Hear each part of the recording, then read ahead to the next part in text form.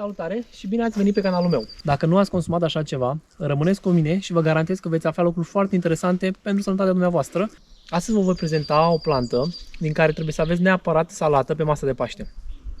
Nu vă țin prea mult. Aceasta este leurda sau usturoiul sălbatic. Cam așa arată ea.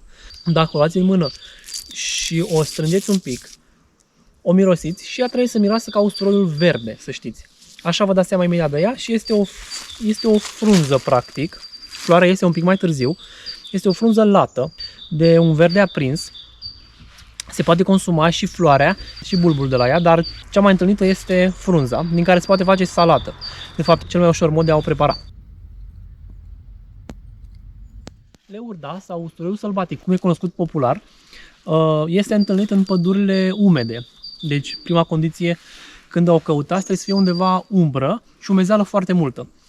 Acolo, după cum vedeți în spatele meu, ea crește pur și simplu printre frunze și este foarte ușor de recunoscut pentru că nu prea găsiți plante în această perioadă. Ea crește la începutul primăverii, atunci când vegetația nu prea e așa dezvoltată în pădure.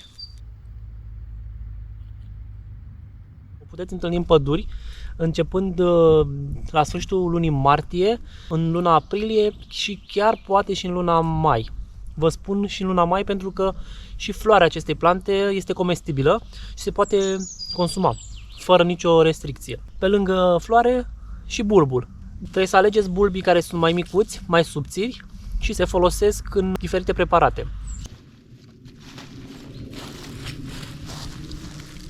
Această leurdă este înrudit cu usturoiul pe care îl cunoaștem noi și cu ceapa, să știți. De aceea probabil și asemănarea foarte mare. Ea are un conținut foarte ridicat de vitamina C și beta-caroten. Beta-carotenul acționează ca un antioxidant pentru corpul uman. Puteți folosi această plantă în salată, pur și simplu spălați, o rupeți, nu o tocați și faceți salată din ea. Sau puteți face pesto din ea, înlocuiți busuiocul cu aceste frunze de leurdă și este foarte, foarte gustos. Fel ca urzica, reglează tensiunea arterială, previne riscuri de boli cardiovasculare și un lucru foarte important pe care puține plante îl au este că previne formarea de cheaguri în sânge. Așa că sfătuiesc să faceți o dată pe săptămână această salată din usturoiul sălbatic.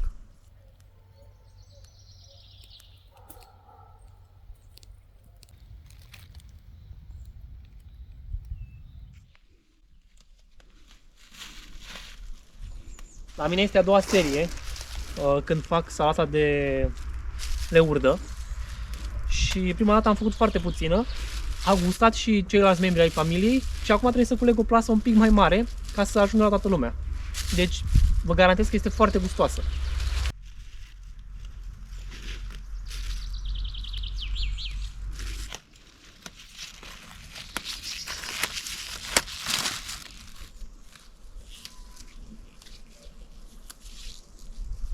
Mai puteți folosi această plantă pentru echilibrarea florei intestinale. Este foarte indicată în așa ceva și o puteți folosi înainte de a vă pune la masă. Prima dată mâncați o salată de leurdă și după aceea începeți să mâncați de Paște mielul. Eu am terminat plasa de umplut. Acum o să plec acasă și o să prepar salata. O să vă arăt și dumneavoastră exact cum o fac eu, e foarte simplu de fapt. Sari pe roțet un pic de apă și niște ulei de măsline. Ne vedem acasă și preparăm salata.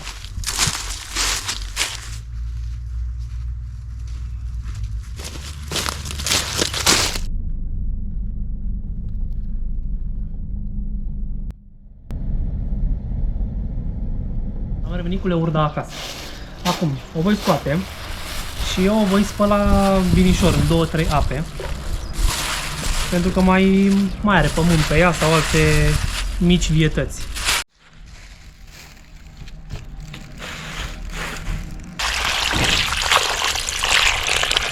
Am spălat leurda, acum o voi pune pe acest fund de lemn. Pentru că voi prepara tot aici salata. Dar ea trebuie ruptă, nu tocată. O luăm pur și simplu și începem și rupem din ea. Acum, după ce le-am rupt pe toate, luăm prima dată sarea, puneți după gust.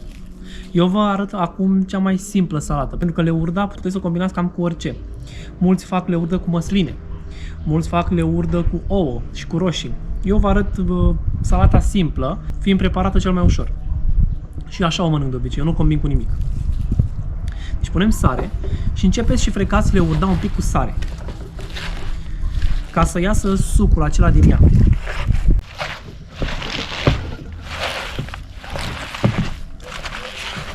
Acesta e un mic secret pe care mulți nu-l știu sau nu-l cunosc. Mulți iau leurda pur și simplu, amestecă cu sare, piper, ulei și un pic de oțet și o mănâncă și spun că nu o să le placă. Sau spun că nu e bună. Luați leurda și frecați-o cu sare. Să vedeți cum îi se schimbă gustul total. Eu am terminat. Acum o să pun un pic de piper. Dacă aveți piper proaspăt măcinat, e și mai bine. Eu momentan nu am. Ulei de măsline. Nu puneți foarte mult. Și un pic de oțet balsamic.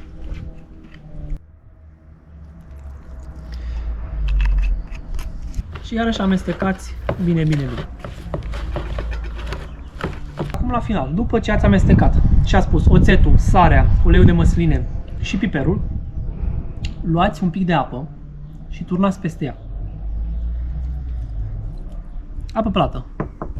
Și mai amestecați un pic. După fiecare pas pe care vi l-am spus, să gustați din ea, înainte și după. Să vedeți cât de mult îi schimbă sarea gustul când o frecați cu sare și după aceea puneți un pic de apă peste, la final. O să vedeți diferența. Și salata noastră e gata. O lăsați 5 minute și este perfect de mâncat. V-am zis, puteți combina salata cu roșii, cu măsline, cu ouă, cu ce doriți dumneavoastră. Dar mie îmi place foarte simplă, pentru că vreau să simt gustul de leurdă. Încercați așa ceva pentru masa de Paște, o să fie o salată diferită față de ce găsiți pe la vecini sau prieteni și o să fie foarte apreciată. Ea seamănă la gust un pic cu frunzele de usturoi și de ceapă, frunzele verzi de usturoi și de ceapă. Cam aceasta a fost rețeta de astăzi. Vă urez de acum sărbători fericite, Paște fericit și ne vedem din ce în ce mai des zilele acestea cu rețete tradiționale și mai puțin tradiționale. Dacă v-a plăcut ce ați văzut sau ce ați învățat din acest clip, abonați-vă la canal și apăsați butonul de like. Pe mine mă ajută foarte mult ca să ajungă rețeta și informațiile la cât mai mulți oameni. Până atunci, vă urez o zi frumoasă și poftă bună! La revedere!